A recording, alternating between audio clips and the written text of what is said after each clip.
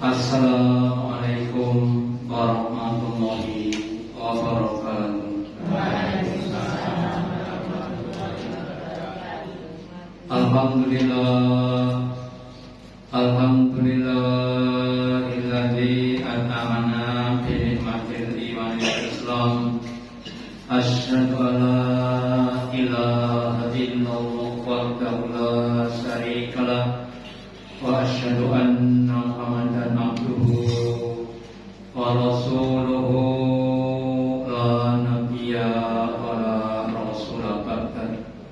Allahumma sholli ala Muhammad wa ala ali Muhammad kama sholaita ala ali Ibrahim innaka Hamidum Majid wa barik ala Muhammad wa ala ali Muhammad kama barakta ala ali Ibrahim innaka Hamidum Majid. Qala Allahu ta'ala fi kitabihil karim, a'udzu billahi minasy syaithanir rajim. Ya ayyuhalladzina amanu ittaqullaha haqqa tuqatih wa la tamutunna illa wa antum muslimun. Bapak Ibu hadirin yang dirahmati Allah Ta'ala, yang pertama dan utama, marilah kita selalu meningkatkan kesyukuran kita, keimanan dan ketakwaan kita kepada Allah Ta'ala dengan menjalankan perintah-perintahnya dan menjauhi larangan-larangannya. Juga pentingnya kita mengistiqomah, mengkontinuitaskan amal-amal kita sampai akhir hayat. Istiqomah antil husnul khotimah, istiqomah sampai datang husnul khotimah. Tidak hanya pada waktu-waktu tertentu saja kita beribadah, bukan sampai akhir Ramadan tapi sampai akhir hayat. Kemudian Bapak Ibu, apa kira-kira kiat supaya kita bisa istiqomah? Apa yang akan kita dapatkan di akhir hayat kita ketika kita bisa untuk istiqomah? Dalam sebuah firman Allah Ta'ala di surat Fussilat, surat yang ke-41 ayat yang ke-30, Allah berfirman, Innal ladzina qalu rabbuna Allah. Sesungguhnya orang-orang yang mereka mengatakan, memproklamirkan dirinya bahwa Tuhannya, bahwa sesembahannya, bahwa penolongnya adalah Allah. Tsumastaqamu, kemudian mereka beribadah, menyembah, mengabdi kepada Allah dengan menunaikan perintah-perintahnya, menjauhi larangannya, meskipun banyak halangan, rintangan, ujian dan gangguan, tetap istiqomah sampai akhir hayat. Maka ketika dia akan meninggal dunia, tatanazzalu alaihimul malaikatu, maka turun malaikat-malaikat kepada dia. Kemudian malaikat berkata kepada orang yang istiqomah sampai akhir hayatnya, wahai bapak, wahai saudara yang sudah bisa istiqomah, Allah takhofu, kamu jangan takut. Kamu jangan takut terhadap apa-apa yang akan kau hadapi di alam barzakh, di alam akhirat. Adanya pertanyaan mungkar nakir, adanya siksa kubur, kamu jangan takut. Nanti saya yang belani kepada kamu. Wala tahzanu, dan jangan engkau susah, engkau sedih terhadap apa yang kau tinggalkan di alam dunia. Istrimu, suamimu, anakmu, saudara kamu, hartamu atau jabatan kamu jangan disedihkan. Kenapa? Karena engkau akan diberi ganti dengan yang lebih baik. Wa absiru bil jannatil lati kuntum tu'adun. Dan hendaklah kalian itu bergembira, berbahagia dengan jannah, dengan surga yang penuh dengan berbagai macam kenikmatan makanan, minuman, pakaian, perhiasan, dan kenikmatan yang lainnya. Kuntum tu'adun, terhadap apa yang dijanjikan kepada kamu. Jadi Bapak Ibu, kalau kita bisa istiqomah dalam ibadah itu, ketika akan mati tidak sedih tapi bahagia.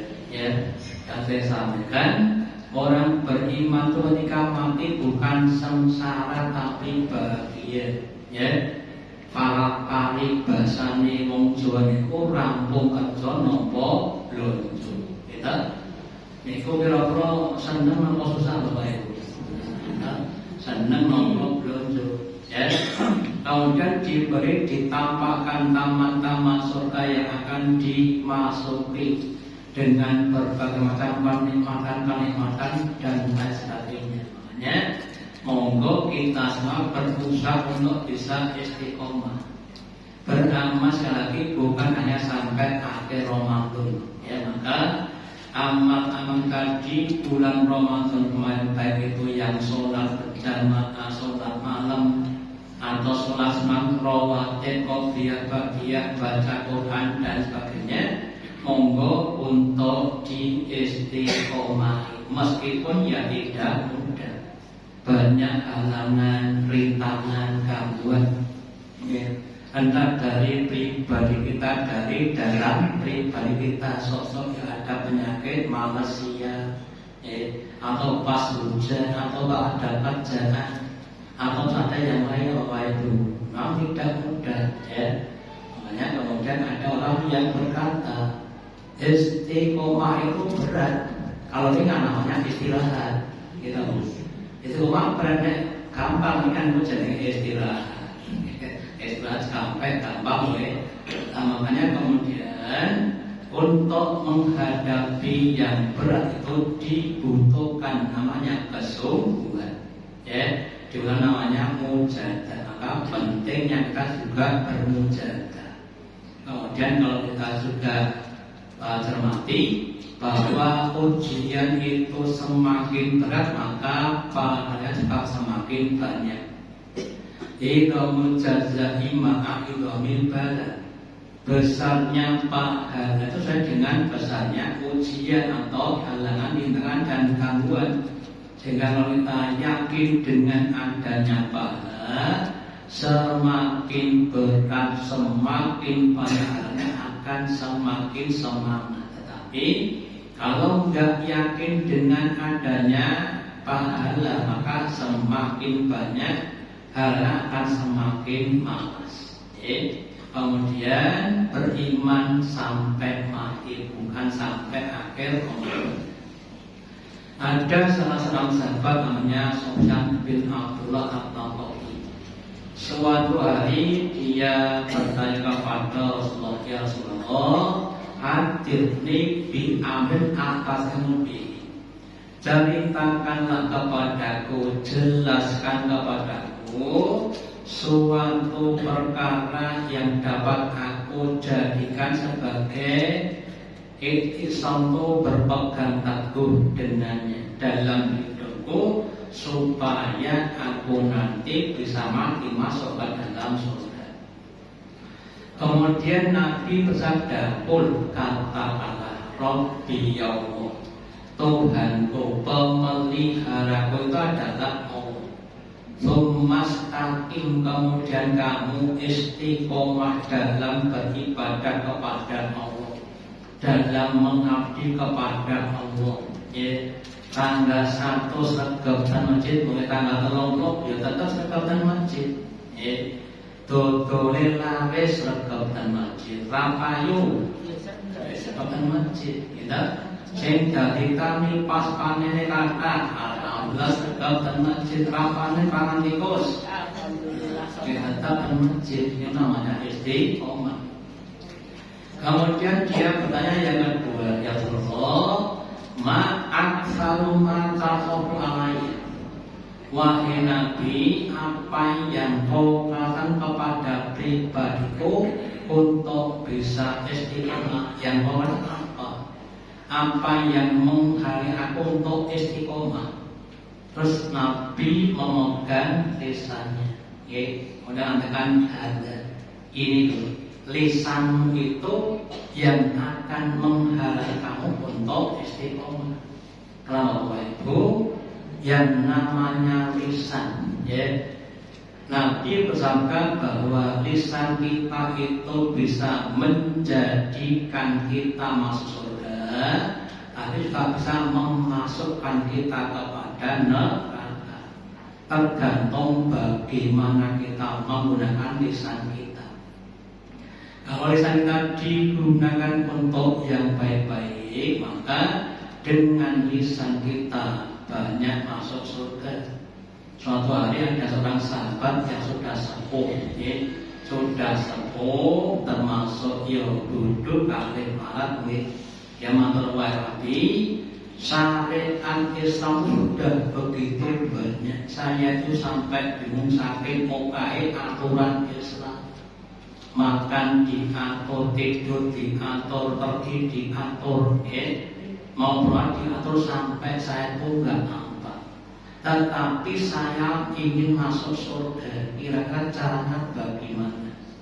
Kalau Nabi bersabda, jika kamu merasa berat semuanya, maka usahakanlah lisanmu selalu basah dengan zikrullah. Lisanmu kau basah dengan zikrullah, dengan tasbih, tahmid, takbir, tahlil, istighfar dan lain sebagainya. Itu cara untuk memposisikan lisan supaya menjadi lisan yang diperbaiki. Yang kedua dikatakan la khaira fi kalimin najwa. Tidak ada baiknya kalau orang itu suka banyak omong-omong, kecuali ilaman Allah bisodakotin, kecuali omongannya itu isinya mengajak, memerintahkan orang untuk sodako, atau mengajak pada perkara-perkara yang makruh, ajak ngaji, ajak sholat jamaah dan sebagainya. Atau omongannya itu isinya untuk mendamaikan saudaranya yang sedang bersedar. Jadi dalam arti tadi kita banyak omong itu baik. Setelah itu maka tidak akan jadi baik. Udur-uduran kali banjir, udur-uduran tentang mobil yang tabrak sepuh, udur-uduran kok tidur ora ono. Wong aku ngerti kok tidur. Yo anak mopo gitu, ngapunten wong itu yo monggo, kono yo monggo dan sebagainya. Itu kalau selain itu nggak usah banyak bicara aja, seperlunya saja. Itu adalah cara kita untuk menjaga lisan kita, supaya lisan kita bisa menjadikan kita masuk ke dalam surga. Dan sebaliknya kalau lisannya digunakan untuk hal yang tidak baik, untuk menghibah, ngerasani gitu, pun melatani entek amet kurang gede, gitu. Anjay telung jam barang ya betak gede, ini kau mereka ngomong ngakon kuatur, mungkin bosan insya Allah bosan gede. Untuk mencaci, untuk memaki, untuk maaf saja sampai namanya membuli, membuli kepada temannya, tetangganya dan lain namanya lisan-lisan yang akan menjadikan orang itu masuk ke dalam neraka. Itu harus kita hindari, dan itu akan menghalangi orang lain dari istiqomah. Tapi kalau lisan kita digunakan dalam kebaikan-kebaikan, Allah akan menuntun kita pada keistiqomahan. Sholat tinggi istiqomah, ngajinya juga istiqomah. Ibu Islam tetap istiqomah. Kemudian kita lanjutkan, istiqomah adalah amal yang dicintai Allah Ta'ala. Dari Aisyah dia berkata, kalau Rasul bersabda, akabul amali lallahi ta'ala awdamah. Amal yang dicintai Allah Ta'ala adalah amal yang utama, yang kekal, yang abadi, yang kontinu sampai akhir hayat. Wa in qala, meskipun cuma sedikit, sholat sunat fajar 2 rakaat sebelum subuh namanya sholat ringan. Dilazimi, diusahakan untuk bisa sholat fajar meskipun cuma 2 rakaat yang ringan. Tapi di istiqomah kita akan dibandingkan dengan sholat malam 37 rakaat Pak. Ini kalau mau kita bandingkan bubar. Nah, setelah mendengar Nabi seperti itu, wa kana Aisyatu idza amratil amala lazimat. Dan itu setelah mendengar Nabi bersabda begitu, Aisyah itu ketika beramal suatu amalan kemudian dia melaziminya, menjaga suatu kelaziman, suatu kebiasaan. Kemudian Bapak Ibu ada yang berpendapat, suatu amalan itu akan jadi suatu kebiasaan atau habit kalau sudah dilakukan selama 7 kali 3, 7 hari sepekan kali 3 pekan, kita akan menjadi lazim, badan kita akan terkondisi menjadi lazim. Contohnya, kita membaca Quran habis subuh 1 juz, hari pertama, kedua, ketiga, 19, 20, 21. Maka dari yang baru kita sudah biasa baca Quran sak juz niku pun mboten ampun, paningane pun mboten pedes. Hari pertama, kedua pakai bar subuh maca Quran pakai menapa setane gundul. Lagi to sak halaman paningane pun pedes. Baru to buka HP malah mak biar. Nek buka HP boleh badan itu. Atau yang lain karena belum terbiasa. Terus ada yang mengatakan bukan puasa tapi 40 hari. Kita sholat kemarin Ramadan, mamanya sholat tarawih 30 atau 29 malam, terus ditambah bulan, kemudian ditambah lagi setelah itu 10 hari pada bulan, maka akan jadi kebiasaan. Sudah biasa untuk bangun malam, sudah untuk menunaikan sholat malam, sudah jadi kebiasaan. Nah, suatu yang biasa itu akan jadi ringan. Buatan apun mati. Dulu bang, apun dan mbah kita itu bukan biasa jalan. Terus orang anggusan belasan begitu, atuh ranggusan gitu. Saat saya kalau orang tua sekarang begitu, aku tengen panasan pun aspal pamela panas banget biasa anggusan kan. Kemudian ngapain tuh yurannya pun kalau sudah biasa. Kemudian Bapak Ibu ada istilah namanya wirid. Apa wirid? Wirid itu adalah amal-amal sunnah yang dilazimi berdasarkan waktunya. Ada yang wirid harian, entah itu sholat, baca Quran, zikir atau yang lainnya. Wirid harian apa? Contohnya sholat sunat, rawatib, baqiyah dan qabliyah dilazimi. Kemudian sholat malam, sholat duha dilazimi. Kemudian baca Quran pada istighfar. Ini apa yang kita lakukan? Sedih apa yang kita istighfarnya? 100 nomor 100. 100 itu kan Nabi sekarang itu ya, ini dosa itu kan bukan. Kita namanya wirid harian. ada wirid pekanan, contohnya puasa Senin dan Kamis, baca surat Al-Kahfi malam atau hari Jumat, namanya wirid pekanan.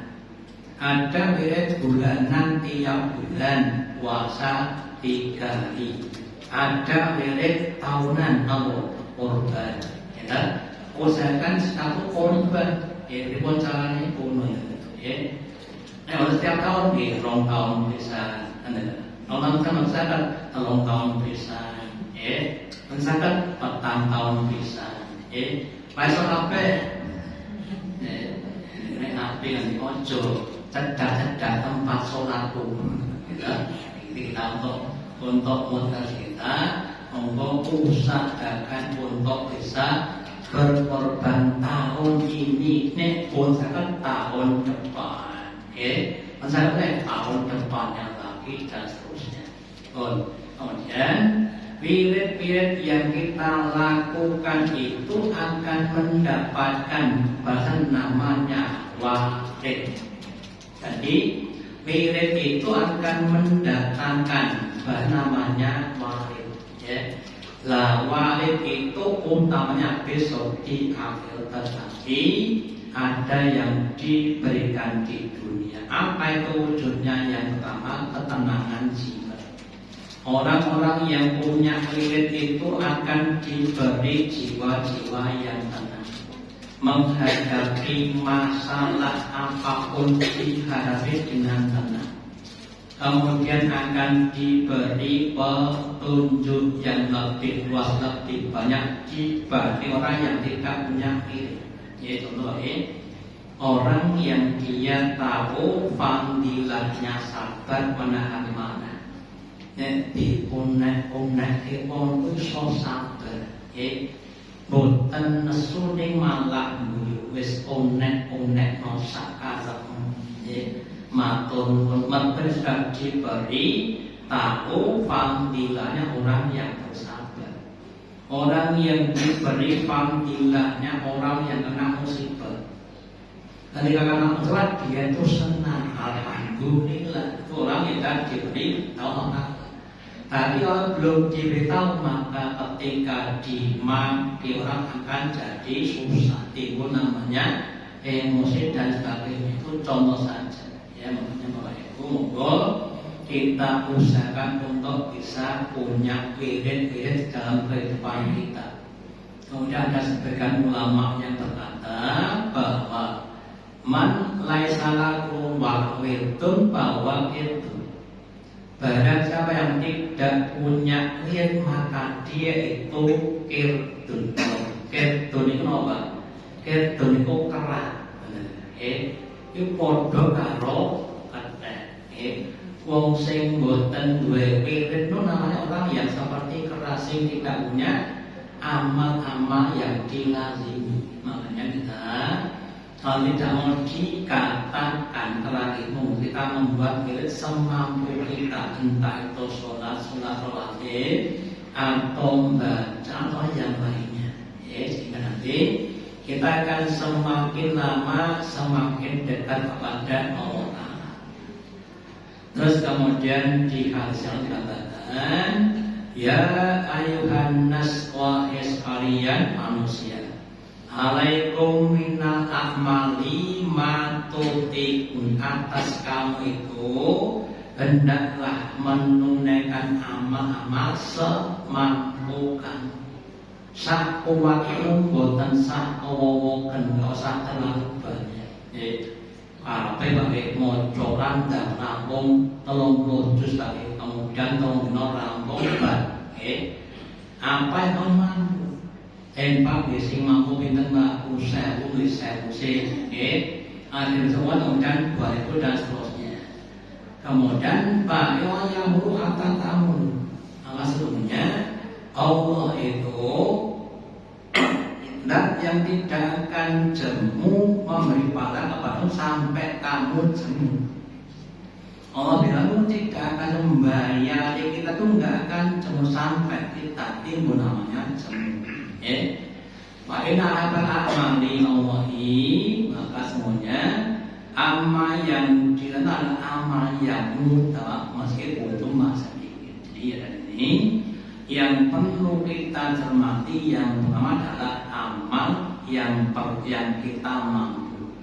Setiap orang punya kemampuan yang berbeda-beda, punya spesifikasi amal yang berbeda-beda.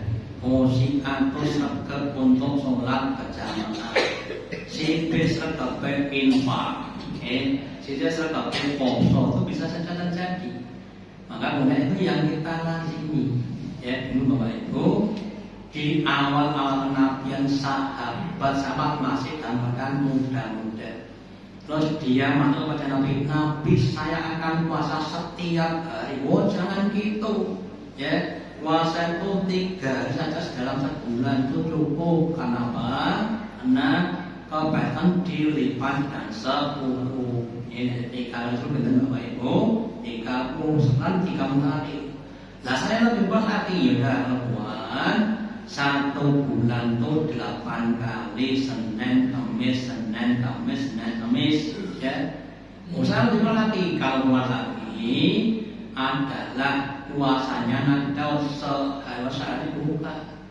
Saya bilang tidak. Yang utama paling adalah puasanya Nabi dan kemudian 1 tahun, 2 tahun kemudian sampai pada masa tuanya poso Daud itu terus kemudian merasa susah. Kemudian dia berkata, wah seandainya dulu aku mengibadah saya Nabi, ngaman itu sangat diperkirakan sampai akhirnya kita mampu untuk menunaikan.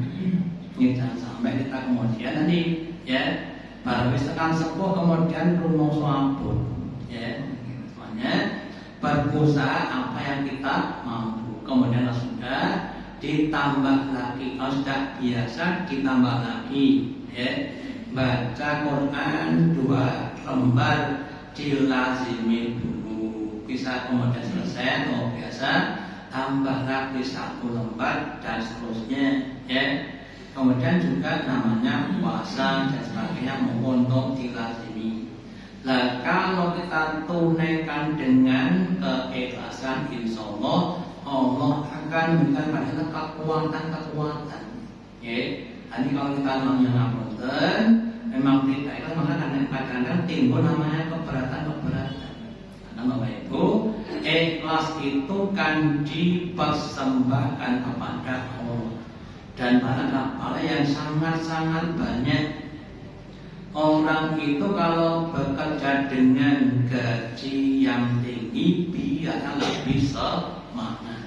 Makanya kalau kita yakin dengan adanya pahala, kita akan semakin istiqomah. Ya, tetapi kalau tidak tidak akan bisa istiqomah.